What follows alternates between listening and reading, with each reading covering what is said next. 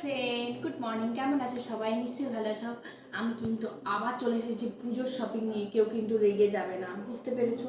সবাইকে কিন্তু আমি পুজোর শপিংগুলো দেখাতে চাচ্ছি। এটা কিন্তু এখনই সব কেনা নয়, মাঝে মাঝেই কেনা হয়, সেগুলো পুজোর জন্য রেখে দিয়েছিলাম। কি কি কিনেছি তোমাদের সঙ্গে শেয়ার করছি, চলো দেখতে থাকো কি কি কিনছি।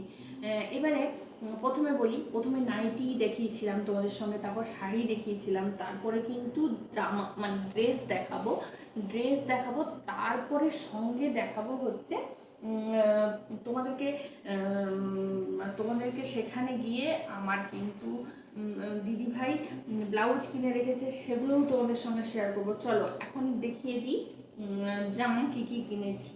এই দেখো, এই দেখো, এটা একটা টপ।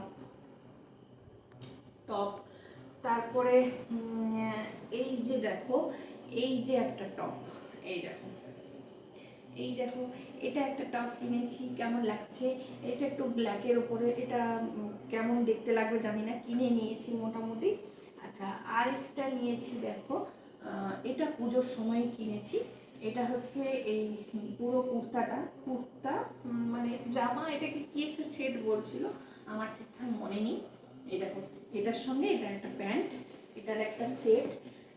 আচ্ছা, আরেকটা জামা দেখাই, যেটা আমার খুব পছন্দের কিনেছিলাম, সেটা হচ্ছে এই জামাটা। এই জামাটা, এই দেখো, এই দেখো জামাটা, দেখো জামাটা, দেখো জামাটা কেমন লাগছে বলো তো? এটা এগুলো কলকাতাতে নিয়ে যাব না, এগুলো এখানেই পরবো।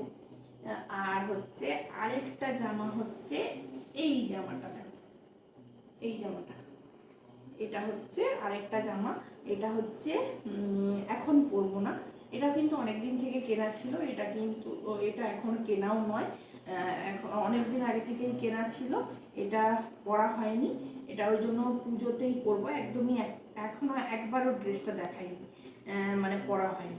এটা পরে অনুষ্ঠান আছে, পরে একটা কাজের জন্য পরবো, মানে কালী পুজোর সময় পরবো। চলো, এইটা হচ্ছে আমার পুজোর ড্রেসের শপিং, তোমাদের সঙ্গে শেয়ার করলাম। কেমন লাগছে ভিডিওটা একটু কমেন্ট করে জানাবে। চলো, টাটা।